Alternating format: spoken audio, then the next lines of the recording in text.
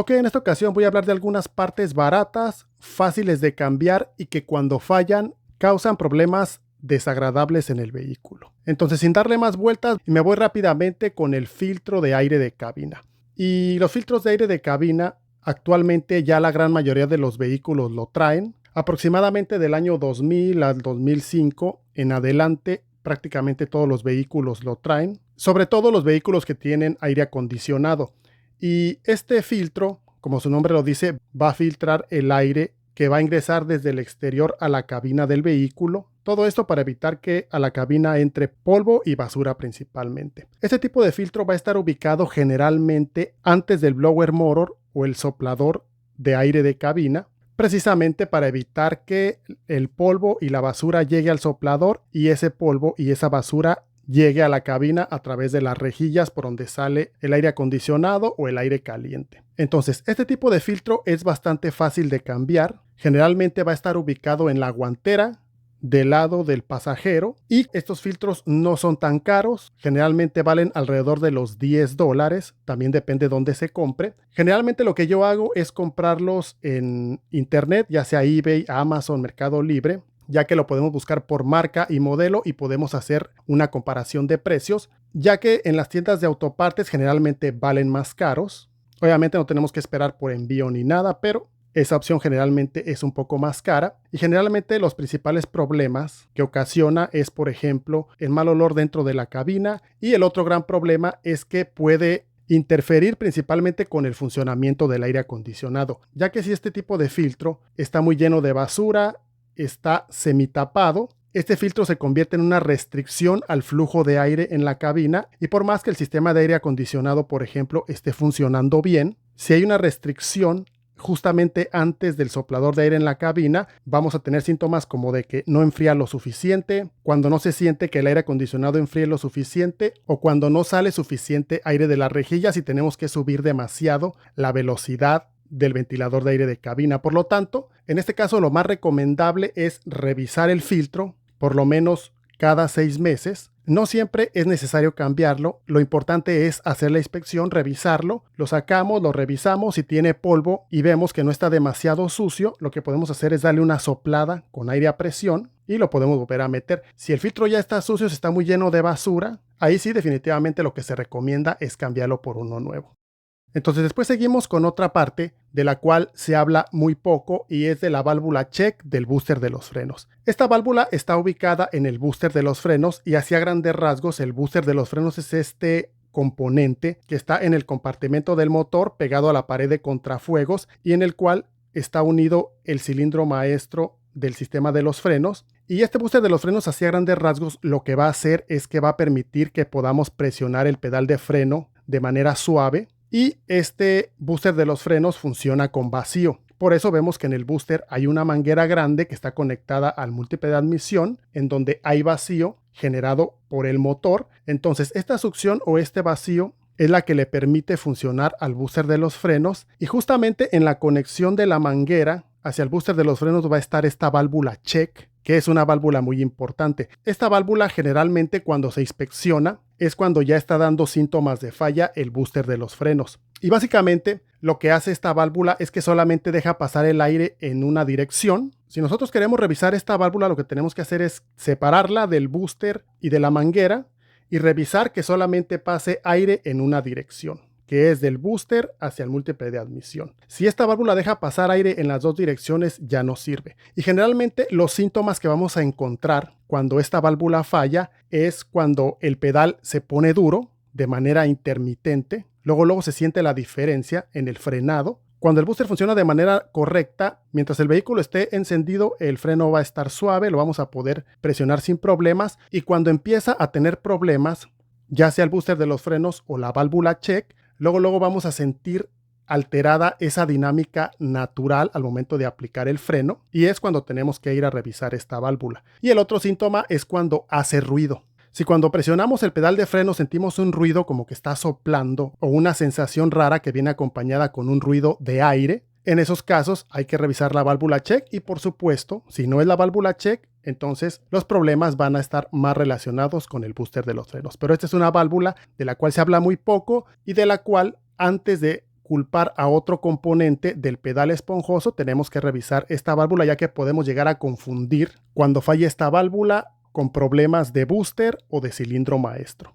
Entonces después tenemos algo que se tiene que mencionar, que es el tapón de la gasolina. El tapón de la gasolina es muy importante. Hay que recordar que el tapón de gasolina no solamente tiene el objetivo o la función de cerrar el tanque de gasolina, sino que también forma parte del sistema EVAP, que es este sistema que consta de sensores, solenoides y mangueras, entre otros componentes, el cual se encarga de gestionar los vapores de la gasolina para que no contaminen, para que no salgan al exterior y se puedan quemar en la mezcla de combustible en los cilindros. Por lo tanto, el tapón de la gasolina es muy importante y en los vehículos que ya tienen muchos años en servicio es importante revisarlo, ya que si está dañado, si está golpeado, si los sellos están ya muy resecos o si alguno de los sellos o empaques ya está dañado, ya no sirve, ya está roto, puede causar que escapen vapores de gasolina, por lo tanto vamos a notar un olor a gasolina. Eso es una cosa. Otra cosa que puede pasar es que si los sellos no funcionan bien, se pierde la presión en el tanque y hay sensores que están midiendo esa presión y eso puede ocasionar que aparezca la luz del check engine en el tablero con código del sistema EVAP. Por lo tanto, es muy importante revisarlo, hacer una inspección visual detallada y si vemos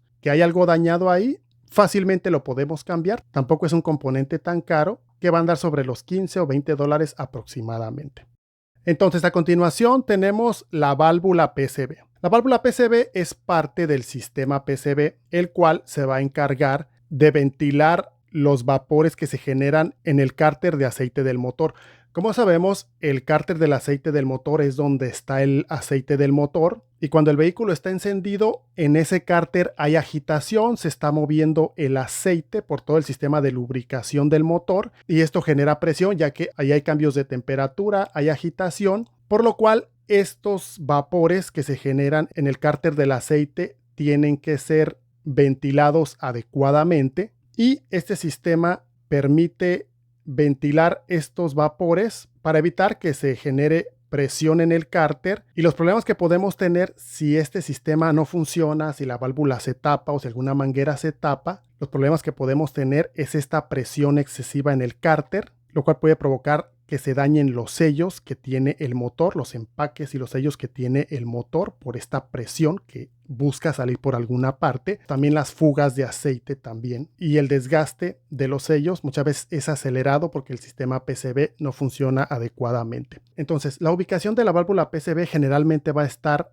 alrededor de la tapa de válvulas. Puede estar en la misma tapa de válvulas, puede estar incluida en uno de los ductos, en una de las mangueras del sistema PCV. A veces va a estar en la parte de abajo conectada al múltiple de admisión. Puede estar a un lado, abajo o enfrente, dependiendo cómo esté acomodado el motor en el vehículo. También es importante mencionar que al igual que la válvula PCV, las mangueras también son importantes. Hay que revisarlas si están rotas, si están dañadas. Hay que revisarlas también para que el sistema funcione de manera adecuada. Otro punto también importante es que algunos vehículos no van a tener visible una válvula PCV, por eso muchas veces no se encuentra, porque el sistema PCV viene incluido en la tapa de válvulas por la parte de adentro y solamente podemos tener acceso a las mangueras. En ese caso solamente hay que revisar las mangueras que estén alrededor de la tapa de válvulas, sobre todo las que conectan directamente a la tapa de válvulas con el múltiple de admisión. Generalmente no hay una especificación de cada cuándo se tiene que cambiar, pero sí se recomienda hacerle una inspección por lo menos una vez al año. Entonces, a continuación, no puedo dejar de mencionar una parte que es muy importante y que esta sí puede causar problemas bastante graves cuando falla, y me refiero a la tapa del radiador. Tenemos que hablar de la tapa del radiador ya que es muy importante, ya que tiene diferentes funciones para el sistema de enfriamiento del motor, que como sabemos es un sistema muy importante, es el que mantiene el motor a la temperatura normal de funcionamiento. Entonces, para revisar esta tapa del radiador hay que aflojarla en frío y hay que revisarla visualmente. Tenemos que revisar los empaques, tenemos que revisar el mecanismo que tiene, los resortes. Y así a simple vista, si vemos que algún empaque le falta, si vemos que algún empaque está roto, si la vemos muy reseca o si la vemos que está muy floja, vemos alguno de los componentes, alguna de las válvulas que tiene o alguno de los sellos que tiene muy flojo, lo más recomendable es conseguir una tapa por marca y modelo nueva para nuestro vehículo y ponerla. ya que si esta válvula falla podemos tener problemas de sobrecalentamiento. Muchas ocasiones lo que sucede es que si la válvula no funciona, el refrigerante empieza a hervir, y esto lo podemos ver en algunas ocasiones en el depósito de refrigerante, en el depósito de plástico. Vemos cómo empieza a hervir o empieza a hacer como burbujas, y eso se provoca porque la tapa no funciona.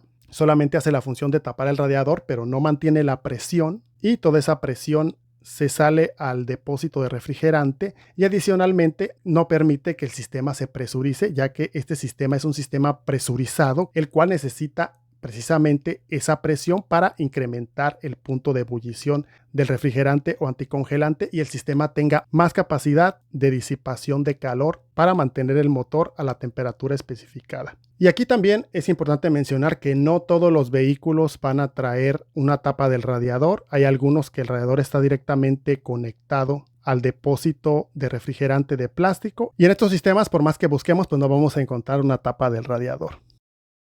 Entonces, antes de terminar, y ya que estamos hablando del sistema de enfriamiento del motor, voy a incluir el termostato. Como sabemos, el termostato tiene esa función principal de ayudar a que el motor llegue lo más rápido posible a la temperatura normal de funcionamiento para que no trabaje tanto tiempo en frío, cosa que es muy importante en los sistemas actuales. Pero, como sabemos, cuando el termostato falla, puede que se quede cerrado y esto provoca sobrecalentamiento. Entonces, en los vehículos ya de más de 5 o 10 años en servicio, es importante revisar el termostato y cambiarlo. Entonces, después de las 70 o 80 mil millas, que es alrededor de los 100 mil kilómetros, lo más recomendable es de una vez, ya que vamos a cambiar el refrigerante, aprovechar y poner un termostato nuevo. Se puede cambiar fácilmente el termostato. Sacamos el termostato, compramos uno nuevo. Obviamente lo compramos por marca y modelo. Si se puede comprar el original, mejor. Lo más recomendable es comprar un empaque o una junta nueva. Hay que poner mucha atención la posición que tiene el termostato cuando lo vamos a sacar, antes de quitarlo de su lugar, ya que a veces trae una valvulita pequeña de alivio, la cual se tiene que ubicar en cierta posición, y de esa manera nos quitamos una preocupación y nuestro vehículo va a ser más confiable. El termostato no es tan caro, generalmente anda sobre los $20 dependiendo dónde se compre y dependiendo el vehículo. Hay algunos que ya incluyen la carcasa y son un poquito más caros, pero vale la pena prevenir, al igual que con la tapa del radiador. Entonces, por ahora lo voy a dejar hasta aquí. Gracias por haber visto el video, y les quiero recordar, antes de terminar, que de todas las partes de las que acabo de hablar, ya hay videos detallados en el canal donde explico a detalle cómo funcionan y cómo se cambian. Voy a dejar una lista completa de reproducción al final y en la descripción. Entonces, ahora sí es todo. Muchas gracias y hasta la próxima.